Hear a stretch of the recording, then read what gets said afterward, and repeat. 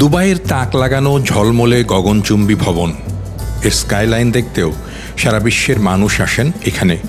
কিন্তু কি যেন নেই এই শহরে। একটানা মাসখানেক ব্যস্ততার পর হাওয়া বদলাতে ছুটছি ওমান সীমান্ত ঘেঁষা আমিরাতের প্রাচীন এক শহরের দিকে। সেখানে নাকি গ্রাম শহর মিলেমিশে একাকার, স্নিগ্ধ সতেজ প্রকৃতি।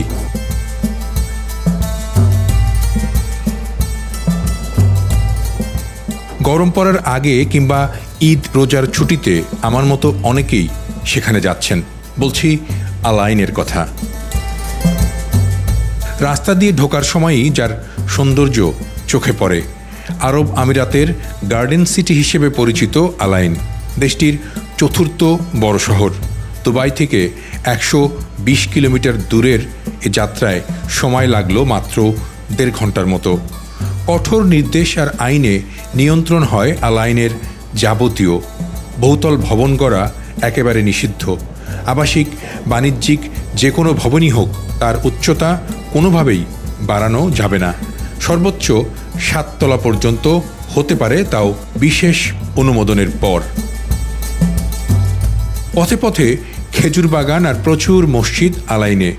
বাড়ি, অফিস, দোকান সবই সাদা রঙের, যেন শুভ্রতা আগলে রেখেছে আমিরাতের 1000 বছরের পুরনো এই গ্রাম শহরকে। গেল 2 দশকে পরিকল্পনা করে এই মরুনগরীকে রীতিমতো উদ্যান বানিয়ে ফেলেছেন শেখরা। কত কোটি গাছ যে লাগানো হয়েছে তার হিসেব নেই। ফলে 20 বছর আগে মার্চের এই সময় যেখানে আলাইনের তাপমাত্রা থাকত 40 থেকে 42 ডিগ্রি সেলসিয়াস, সেখানে এখন থাকছে 24-25। মানে বাংলাদেশের কটকটে গরমের চেয়েও আরামের আবহাওয়া আরবের এই শহরে। শান্তির শহর মনে করেই এখানে থাকছেন কয়েক হাজার বাংলাদেশি। যেহেতু এটা ফরমার প্রেসিডেন্টের বার্থ প্লেস ছিল, সেখানে উনি শহরটাকে শুরু থেকে ওনার কনসেপ্ট ছিল যে এই শহরটাকে উনি কখনো কমার্শিয়ালি করবেন না এবং মাল্টি স্টোরিজ বিল্ডিং এটাতে করবেন না। এবং ওনার প্ল্যানটা ছিল যে শহরটাকে যথেষ্ট গ্রিনারির মধ্যে রেখে, যে গ্রিনারি করে শহরটাকে সুন্দরভাবে মিডল ইস্টের ওয়াসিস হিসেবে এটাকে বিল্ড করবেন।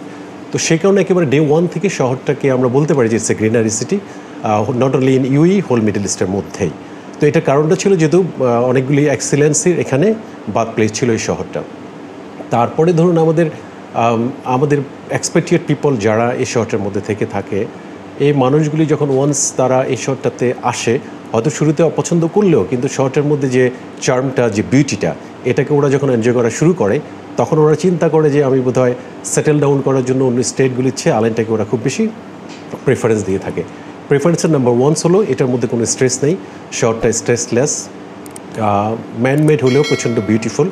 তারপরে ধরুন আমরা যদি ওয়েজের কথা চিন্তা করি, অ্যাজ এক্সপেক্টেড, আমরা যদি বলি যে মানুষগুলি এখানে কীরকম করে আছে, তাদের ওয়েজটা কীরকম, ওয়েজটা অন্যান্য শহরের তুলনায় কম্পারেটিভলি খুব বেশি না হলেও কাছাকাছি যখন হয়ে থাকে তখন মানুষ কম্পেয়ার করে যে আমি স্ট্রেসফুল লাইফ, আমার হার্ডশিপ যদি আমি গ্রহণ না করি, এই শহরটার মধ্যে আমি যেটুকু পাই আমি happy.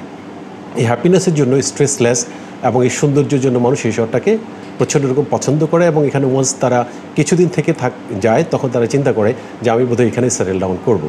It is one of the reason. Next হচ্ছে আমাদের বাংলাদেশিদের মধ্যে আমরা যদি এটাকে কম্পেয়ার করি, হিউজ নাম্বারস অফ পিপল এখানে ফার্ম ওয়ার্কার হিসেবে কাজ করে, এখানে ডোমেস্টিক ওয়ার্কার হিসেবে কাজ করে। ইউএর মধ্যে সবচেয়ে মেজর ইউ ন্যাশনালরা কিন্তু দে আর ফ্রম আলাইন।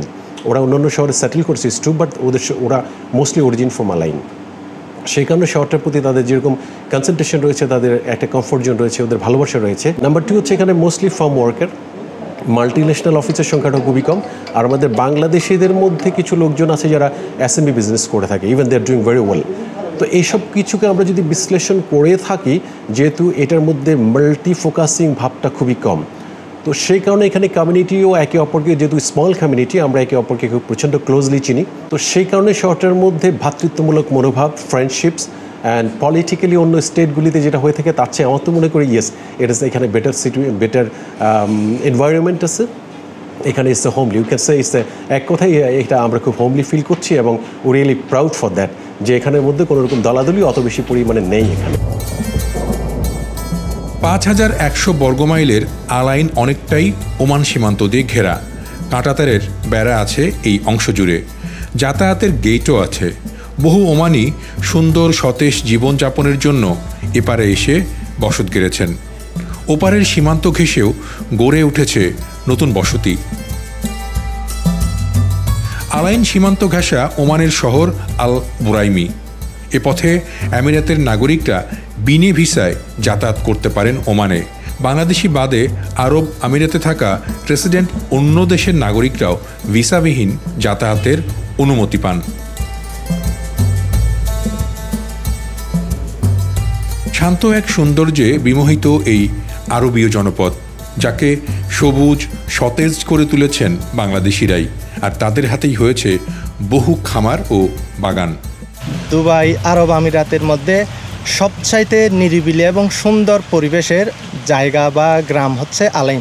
আর আলাইন হচ্ছে এখানকার পূর্বপুরুষদের বসবাসের ভিটা জায়গা। এই আলাইন থেকেই যতটুকু শুনছি, আলাইন থেকেই একসময় এই আরব আমিরাতের শাসনটা কি করা হতো, তাদের পূর্বপুরুষরা আলাইনে থাকতো। এখনও আমি যতটুকু দেখে আসছি যে এখানে আরবিদের যারা তাদের বাপদাদারা তারা এখানেই থাকে এখনও।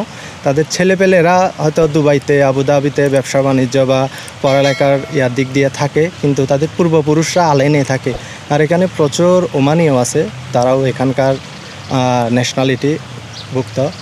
অনেক বাঙালি বিভিন্ন দেশেরই আছে, বাট এখানে থাকার একটা অন্যরকম একটা শান্তি আছে। এটাকে এক প্রকার শান্তির শহর বলা হয় আলাইনকে। এবং আপনারা যারা বাংলাদেশি থাকেন তারাও নিশ্চয়ই এটা উপভোগ করেন। হ্যাঁ, অবশ্যই। এখানে আলাইনের মধ্যে বললাম না, আলাইনে থাকলে একটা নিজের গ্রামের একটা বা নিজের দেশের একটা আমেজ একটা পাওয়া যায়। মনে হয় যেন আমি কি আমার বাড়িতে আছি, গ্রামে আছি। মানে আয় রোজগার হয়তো বেশি না, কিন্তু আয় রোজগার অত একটা আলাইনের মধ্যে অত একটা বেশি না। আলাইনের মধ্যে মানুষও কম, জনসংখ্যাও কম, ওই হিসেবে একটু আয় রোজগার ব্যবসা বাণিজ্যর কম, কিন্তু এখানে থাকার একটা শান্তি আছে, বসবাসের একটা শান্তি আছে। আলাইনে এমন অনেক খামার বা মাজরা আছে শহরের মধ্যে, তা নষ্ট করে বাড়িঘর তৈরি হয়নি। এসব বাগান দেখতে যেমন সুন্দর, তেমনি শহরকে স্নিগ্ধ করে রেখেছে। এই দেশটির মরুময় অঞ্চলকে রীতিমতো সবুজে রূপান্তর করে দিয়েছেন এই বাংলাদেশিরা, আর তাদের কারণেই এই অঞ্চলটি পরিচিতি পেয়েছে একটি শস্য শ্যামল, সবুজ এবং মনোরম অঞ্চল হিসেবে। শুধু যে এখানে আরব আমিরাতের লোকজনই বসত করছে তা কিন্তু নয়। এর পাশাপাশি যে ওমান রয়েছে, ওমানের অনেক বাসিন্দাও আলাইনে এসে বসতে গেড়েছেন এবং এই নির্বিঘ্নে একবারে শান্তির বসবাসযোগ্য জায়গা মনে করে তারা এখানে থাকছেন।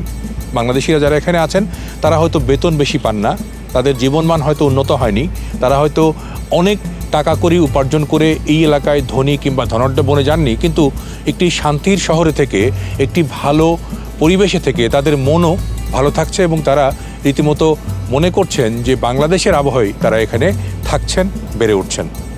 আলাইনের এই সবুজ শ্যামল রূপশোভা কিন্তু সারা আমিরাত জুড়ে প্রসিদ্ধ এবং প্রতি বছর এই এলাকাটিতে গরম শীত উভয় সময়ই প্রচুর মানুষ আসেন ঘুরতে, এবং এখানে যারা থাকেন এখানকার আরবীয় বাসিন্দা তাদের অনেকের পূর্বপুরুষরাও রীতিমতো স্থায়ী বসত গেড়েছেন এই এলাকাটিতে। বিকেল বা সন্ধ্যায় আলাইনের রাস্তায় রাস্তায় ঘুরলেও মন ভালো হয়ে যায়। পরিচ্ছন্ন ঝকঝকে চারদিক। অপরাধ দমনে আইন খুবই কড়া এই শহরে। এলোমেলো রাস্তা পারাপারেও কঠিন সাজা বা জরিমানা আছে। রাস্তায় কোনো জ্যাম নেই, হর্ন তো নেই। রমজান উপলক্ষে সড়ক সাজানো হয়েছে রঙিন আলোর নানা রকমের ঝলকানিতে। মধ্যপ্রাচ্যের দেশগুলোতে এখন যার খুব একটা দেখা যায় না।